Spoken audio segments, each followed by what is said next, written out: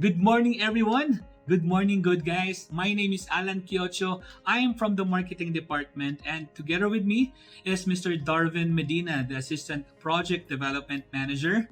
Hi, Darvin. How are you today? Hi, Alan. I'm fine, thank you.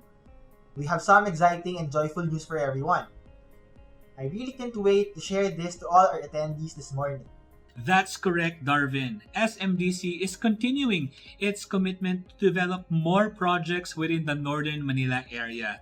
We are very thrilled and excited to share with you our latest project, Joy Residences. So before we proceed, just a friendly reminder for everyone. So number one, please mute all your microphones during the briefing. So this is to avoid any unnecessary noises and para tuloy-tuloy lang din tayo sa ating presentation. And number two, the ultimate rule in our briefing is no recording, screenshot, and sharing in social media until the release of our license to sell. Alam niyo naman, mahirap na. Pwedeng ma-delay yung project. And of course, ang pinaka-iningatan natin is baka ma-penalize pa si SMDC. The next, for your questions and queries, ipunin nyo lang yan. Or para hindi nyo makalimutan, i-key in nyo lang yan sa chat box dito sa ating briefing. Then later on, after the presentation, we will answer all your queries. And then lastly, the most important one is sit back, relax, enjoy, and listen to the presentation. Before we proceed with the project briefing, let me share some good news about how the Philippine economy is recovering from this global crisis. According to The Economist, the Philippines is ranked 6th among emerging economies around the world in terms of economic, fiscal, and financial management. And this has been echoed by the unchanged ratings of agencies like S&P, R&I, Fitch, and Moody's, and the recently announced A credit rating by the Japanese credit rating agency last second quarter of 2020. This simply means that the Philippines has the confidence of the international community, which will go a long way in helping country finance its COVID-19 response measures. And the same confidence will also help the Philippines attract investments and create jobs. Just to share the Philippine projected growth, by 2021, GDP growth is expected to reach 6.5 to 7.5%. The priority implementation of the Build infrastructure program and revitalization of the industry and service sectors are expected to lead the recovery. By 2023, because of the growing middle class in the Philippines, the IMF has projected that the Philippines will become the 25th largest economy in the world in terms of purchasing power parity and will surpass the Netherlands.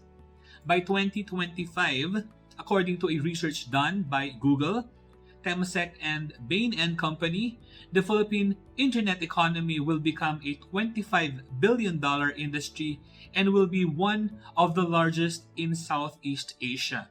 And by 2030, our economy will grow to $1 trillion and our population will be at 128 million. There will be more young people in the workforce earning and spending money. And finally, in a PwC and HSBC report, predicted that the Philippines will be an economic powerhouse in 2050 and will be the 19th largest economy in the world. The next few slides will show major economic drivers of growth of the country. First is the infrastructure development. The program lists 105 flagship high-impact projects that are envisioned to increase the productive capacity of the economy, create jobs, increase incomes, and strengthen the investment climate. Actually, 38 projects are expected to be completed by 2020. Next is, of course, yung ating mga bayani, or yung ating OFWs, or the overseas Filipino workers. So remittances usually fuel personal consumption, helping sustain a steady economic growth. The amount of money sent home by ating mga overseas Filipino workers account for 10% of the gross domestic product or yung GDP. In fact, OFW remittances are forecasted to grow by 7% by this year. Lastly, yung ating mga BPOs or yung business process outsourcing. The Philippines has a very large, young, educated, English-speaking working population. This means you'll have a population that is spending and will be working for years to come, and is the potential market for housing developments. One of the industries benefiting for this strong workforce is the BPO, or the business process outsourcing industry. The Philippine BPO and KPO industry is about 10 to 15% of the global market share and is about 9% of the GDP ng Pilipinas. The industry aims to increase employment to 1.8 million and its contribution to the Philippine economy to $40 billion by 2022. Alright, silipin naman natin ngayon ang rental yields. So, among its Asian neighbors, property prices in the Philippines remain very competitive. Rental yields in the Philippines remain attractive, and demand for condominiums is fueled by number 1, very competitive rental returns, number 2, growing middle class, and a significant number of foreign workers looking for living spaces na malapit sa kanilang mga workplaces. And number 3 is yung emergence of other cities leading to growing prosperity. Moreover, according to Knight Frank Global Residential Cities Index, Manila has the highest rate of annual growth in 2019 to March 2020 at 22.2%, or an annual average growth of 4.3% across 150 cities around the world. Amidst this global pandemic, the Philippine economy still has a very bright future ahead. Before I proceed to discuss Joy Residences, allow me to give you a brief description of who SMDC is and what we do. SM Development Corporation is part of SM Investment Corporation. SMIC is the largest Philippine conglomerate and is the first company to breach the 1 trillion peso mark in market capitalization. It has invested in market-leading businesses in retail, banking, and property, and strongly continues to diversify its business portfolio through other investments. SM Retail is leading the Philippine retail industry in total sales and store count. BDO is the largest Philippine bank in total resources, while China Bank is ranked 6th, both with more than 2,000 branches all over the Philippines. SM Prime Holdings, which SMDC is a part of, is the largest real estate conglomerate in the Philippines and one of the largest in Southeast Asia. Its market capitalization is equivalent to the combined market capitalization of the 2nd to 5th real estate companies in the Philippines. All of this goes to show that leadership is in our DNA. One tangible and expansive example of our leadership in the industry is the Mall of Asia complex, a 60-hectare fully integrated community that is now called the 21st Century Bayside Lifestyle, Entertainment, and Business District.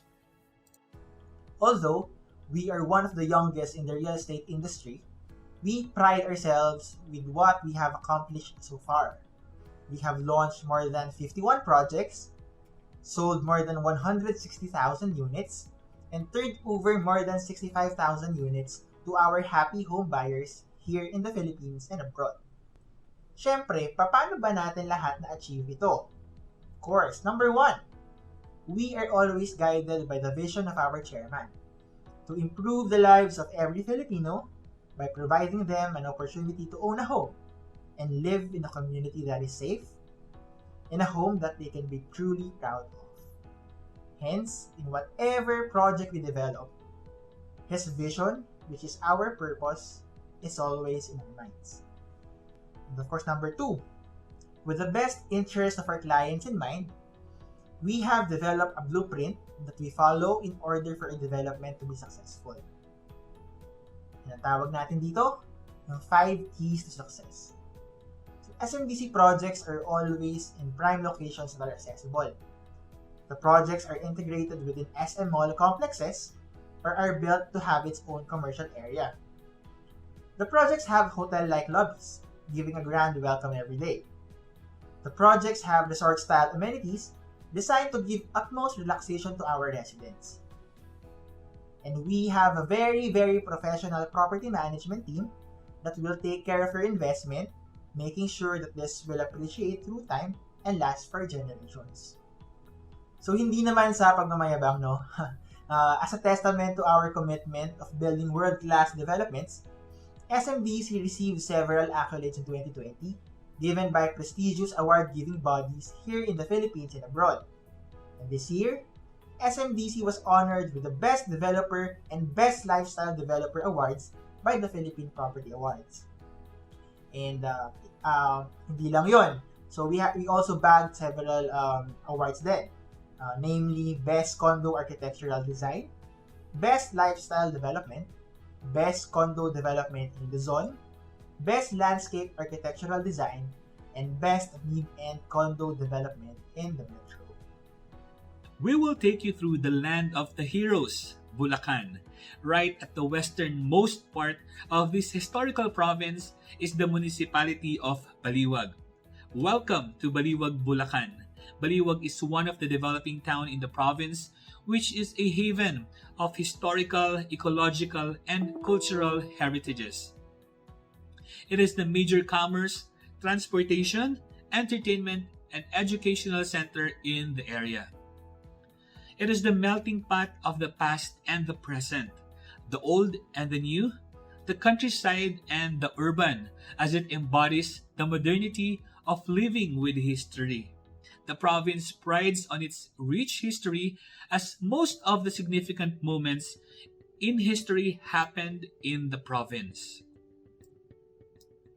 Given the developments in the province, Baliwag has become a progressive and highly livable in the north, and located right within the pioneer commercial district of SM City Baliwag is SMDC's latest project, introducing Joy Residences. Just to share with you quick facts of Baliwag, Bulacan. Baliwag, Bulacan is known to be the buntalhat capital of the Philippines. It is a first-class urban municipality with a total of 149,954 population and a household of 28,700. Baliwag won numerous recognition over the years. Baliwag was recognized as the third most competitive municipality of 2019 and awarded the seal of good local governance in the same year. Baliwag also bagged the best eGov systems for global competitiveness. Baliwag was predominantly agriculture, commerce, and industry also played important contributions to the economy of the people. Baliwag, as a highly urbanized municipality, boasts a growing number of commercial establishments. Within 2 to 5 kilometer radius, here are places of interest and landmarks in the area: SM City Baliwag, SM Central Terminal, and National University. Also very near to our location is Baliwag Water District and the Municipal Hall. We are also very near Allied Care Experts Medical Center, Baliwag University, San Agustin Church, and Our Lady of Mount Carmel Church. The Philippine Development Plan from 2017 to 2022 identified Bulacan as one of the key expansion areas of Mega Manila and one of the country's potential regional centers. Hence, the various government infrastructure projects, namely Skyway Stage 3, Bulacan International Airport, and MRT City.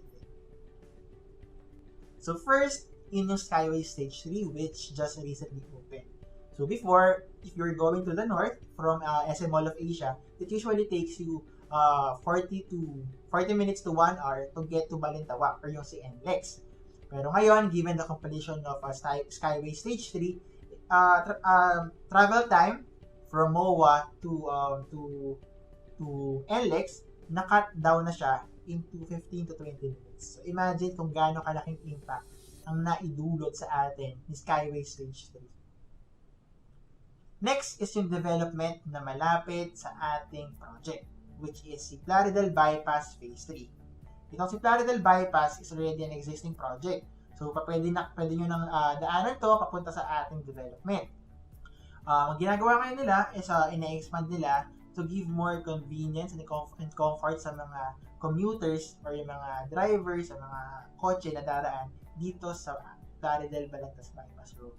So if you take this route from the Balagtas exit, dire-diretso na yan. Dadaan lang kayo ng Baliwag Town proper, then palabas ng DRT Highway, then you'll reach our project. And this one is the Bulacan International Airport.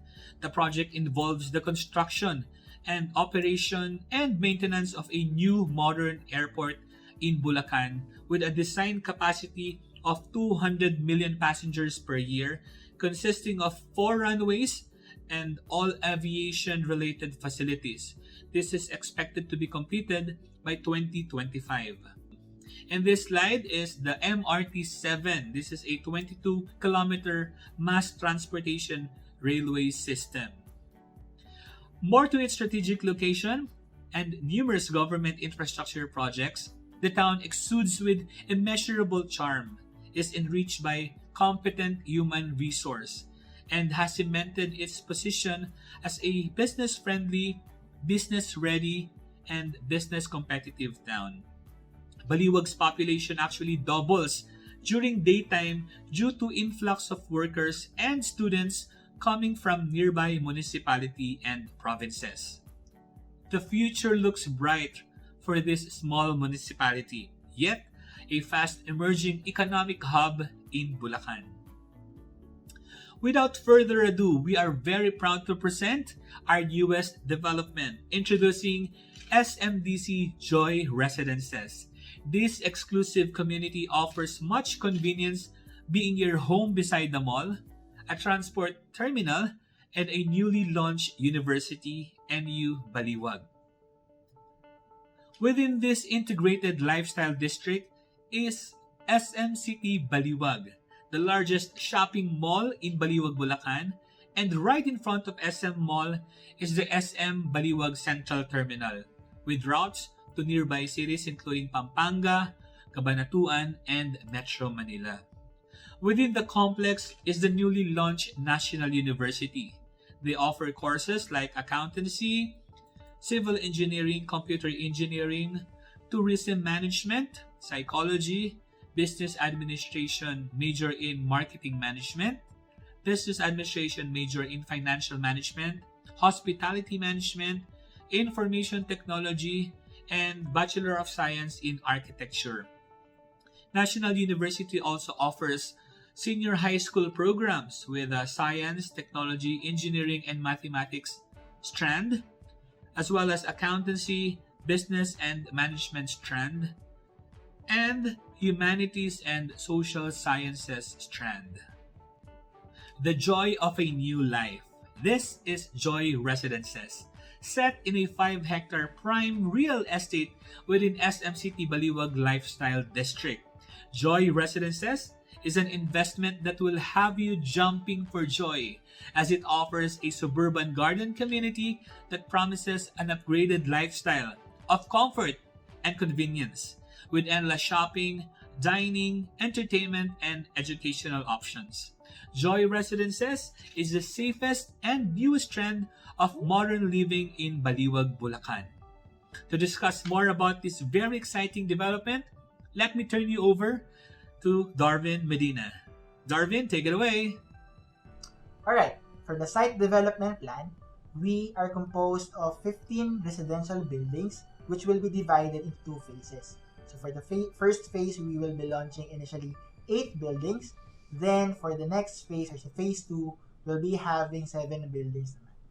So for the first phase, we have building A, F, G, H, I, J, K, and then si building L. So as you can see sa ating site development plan, we are very, very proximate sa SM City Baliwag. Kaya nga, kinoconsider natin na we are inside the SM City Baliwag Lifestyle Complex.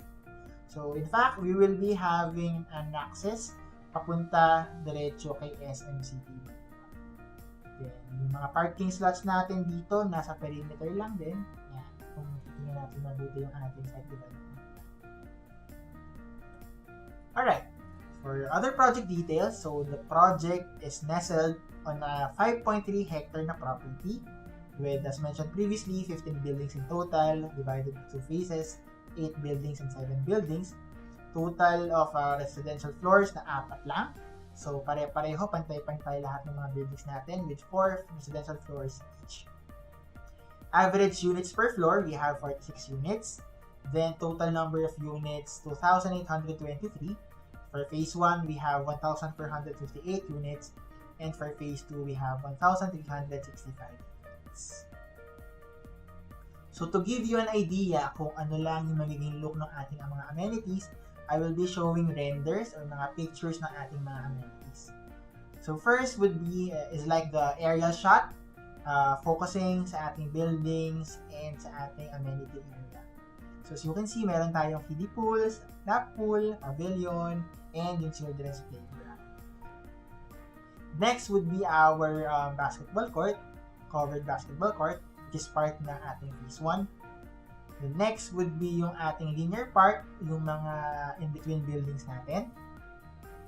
The next is our central linear park. So makikita rin nyo dito yung ating gazebo. Then yung lap pool. And of course, yung ating central lobby na nasa building. Alright, for the breakdown of our units for phase 1, para sa first 8 buildings na to, sila building A, we have 140 units. For buildings F and L, we have 184 units each. For buildings G and J, we have 200 units each. Building H, we have 199 units. For building I, 168 units. Then for building K, we have 183 units. For the breakdown naman ng mga unit offerings, so generally, ang pinakamadaming units na in-offer ng project are 1-bedroom units. So, meron tayong 1,391 units for that. For studio, we have 55 units, and for studio N, we have 12 units. For the parking, sa buong development na nakakalat lang sa perimeter, we have 476 parking slots in total. Pero for phase 1, ang uunahin muna natin, 246 slots. Then, project completion date is July 2024 for all phase 1 buildings. For the building chart, we have 4 floors. Lahat ng buildings natin, pantay-pantay sila. So, sa ating marketing collateral, sa ating marketing floor plan, we have ground, second, third, and fifth floor. Wala tayong fourth floor. So, all of these buildings are dedicated for residential use. So, except for building A, na hinahouse ni building A ang ating admin area and yung ating central lobby. So, skim na lang natin to mga building details. So, for building A, we have 140 units. Ino-offer natin 1 BR, studio, and unit in studio. So, yung 1 BR natin, nag-range siya from 24.41 square meters up to 25.96 square meters. For studio end naman, we have 23.51 square meters na ito. Ito yung mga studio units na nasa dulo ng mga buildings natin. And lastly, yung studio unit, 17.63 square meters to 18.21 square meters. So basically, pare-pareho lang naman yung configuration ng mga buildings natin. Ang nagbabago lang is yung length nila. So yung configuration, yung floor plan, yung layout, halos pare-pareho lang talaga sila. So pasadahan na lang din natin yung ibang mga buildings.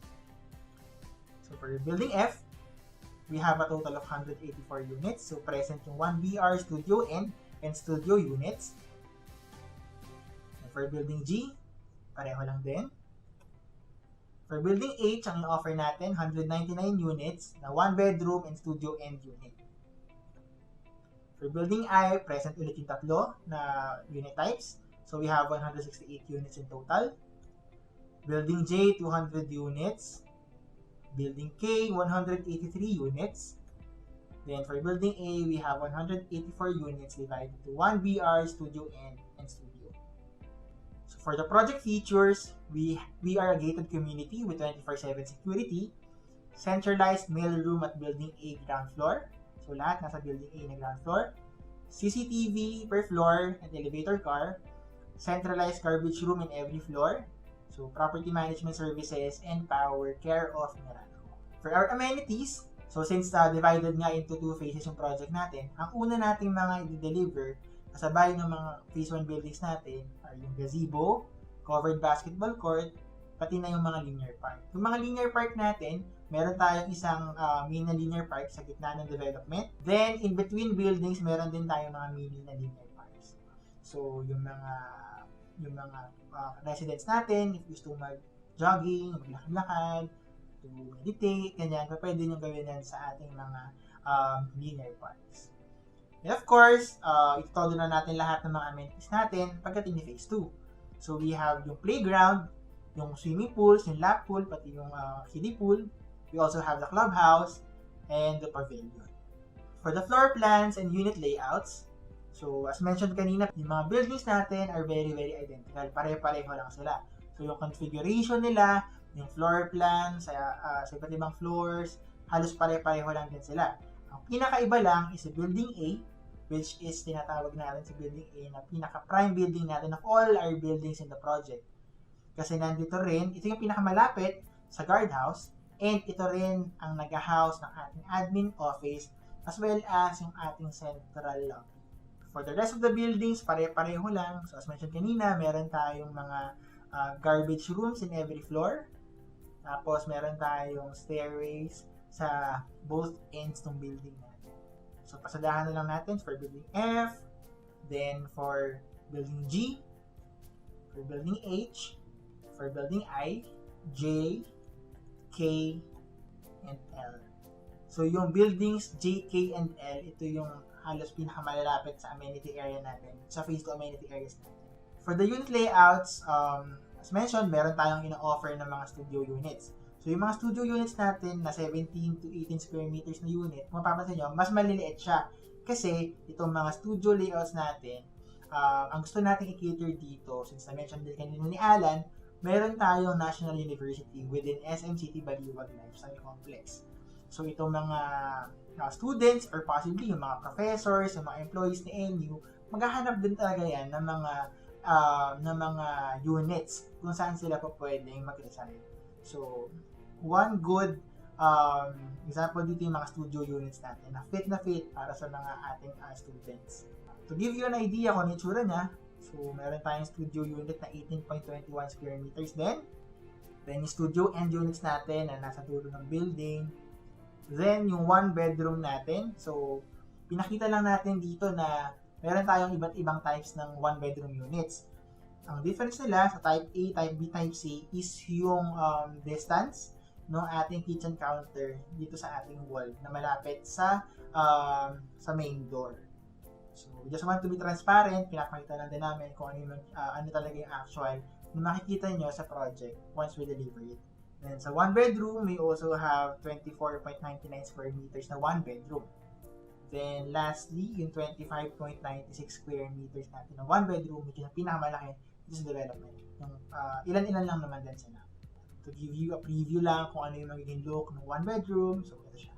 So, Alan, ano ba yung mga di-deliver natin? So, ano ba yung mga unit deliverables, finishes? Sige nga, ano ba yun? Once we finish the construction of Joy Residences, we make sure that our residential units are ready for move-in so that our residents could fully enjoy their brand new homes. The unit is fitted with ceramic tiles that are easier to clean and maintain. Our walls and ceilings are painted finish for more flexibility and brighter illumination.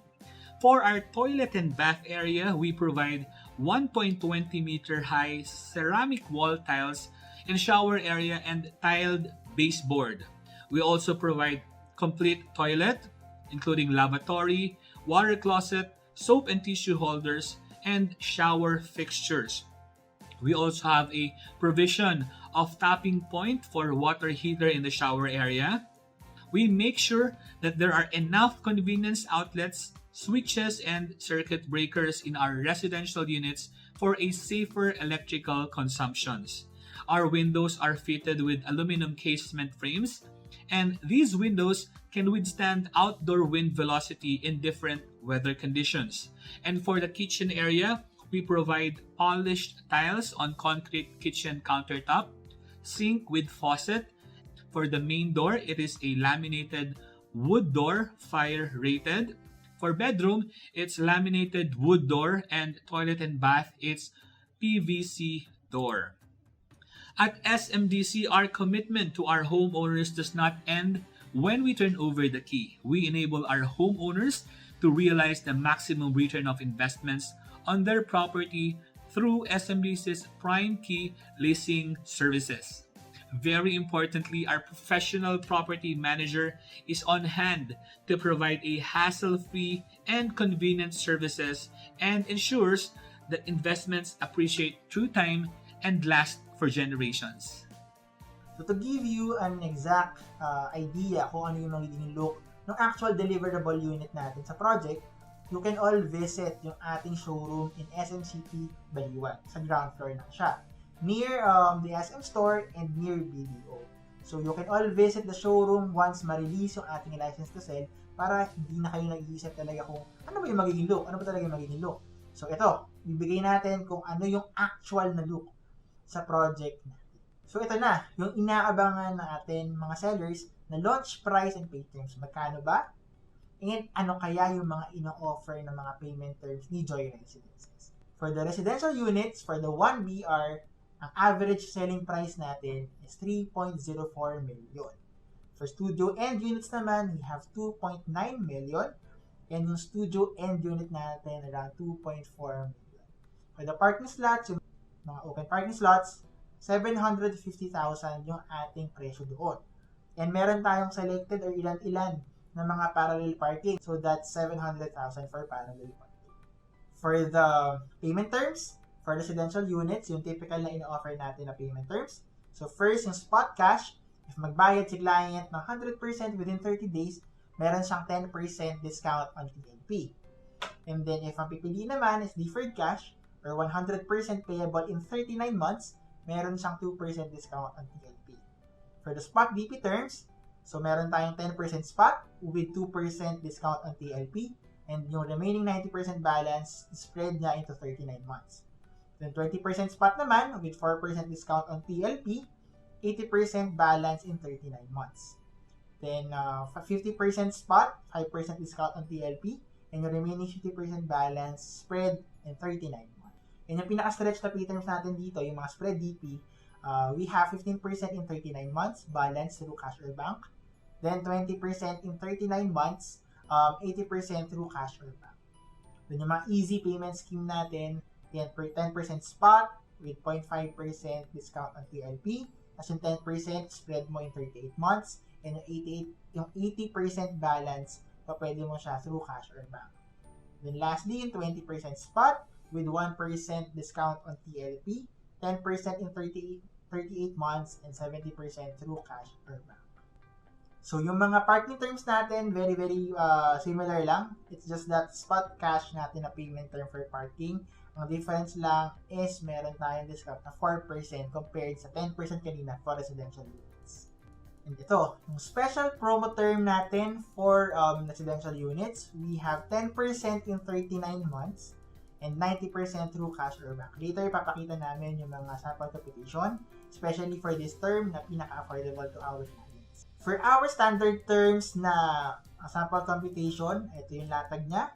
So, RF of 15,000, VAT of 12%, and OC of 6.5%. So, spot payment, if one bedroom, 3.04 million yung unit niya. Ang top niya lalabas is 3.242 million. So, ayan. Tingnan nyo na lang kung ano pa yung mga payment terms and sample computation for other payment terms. So, eto na. Yung ating sample computation sa 10% in 39 months na pay term natin.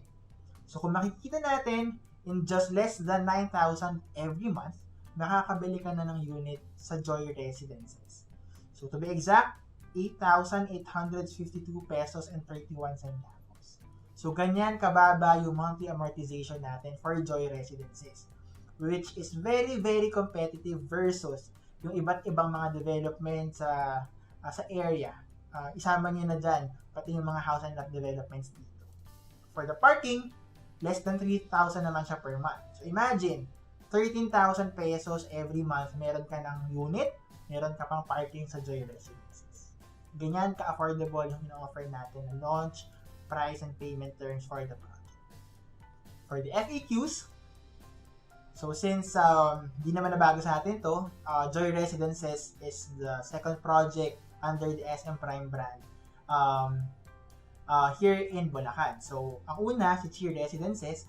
So, yung documentation process natin will be similar lang with Cheer Residences. So, if si SM Prime, ang ating owner and developer, lahat ng documents natin submitted will be under SM Prime din. For the floor-to-ceiling height naman, for the kitchen and bath, we have 2.4 meters. And yung other areas ng unit, 2.8 meters naman yung height niya. For the hallway sa corridor, 1.5 meters yung lapad niya. And yung floor-to-ceiling naman is 2.4 meters. We also have one elevator per building. So, yung capacity niya, 8 persons. Then, every floor, we have a garbage room. For the clubhouse area, capacity niya kaya is 160 packs.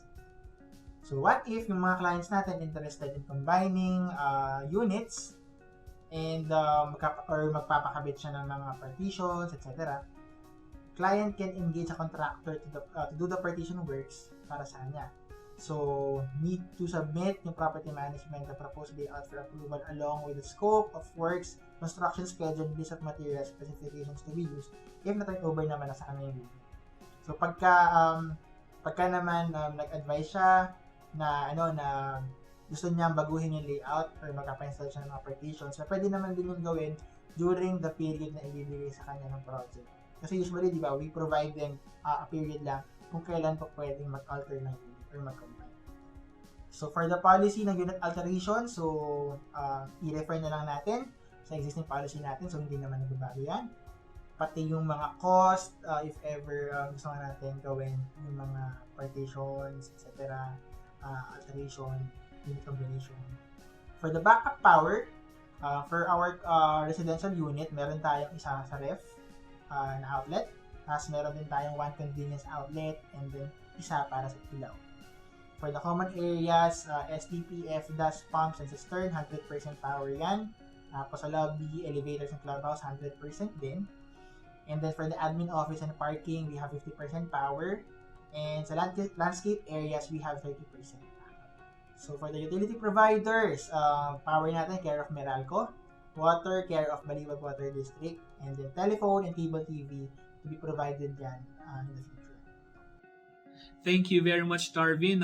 As we end this presentation, we would like to leave you a very important key takeaway for Joy Residences. As we always say, Joy Residences is a real estate investment that will have you jumping for joy. Because Joy Residences, we offer a relaxing suburban garden community. This is also a sustainable master planned development. Thirdly, this is an ideal home for working families. And lastly, Joy Residences is a lucrative investment. So there you go, the 4 key takeaways for Joy Residences. Once again, thank you very much for joining us today and happy selling. Thank you and have a good day.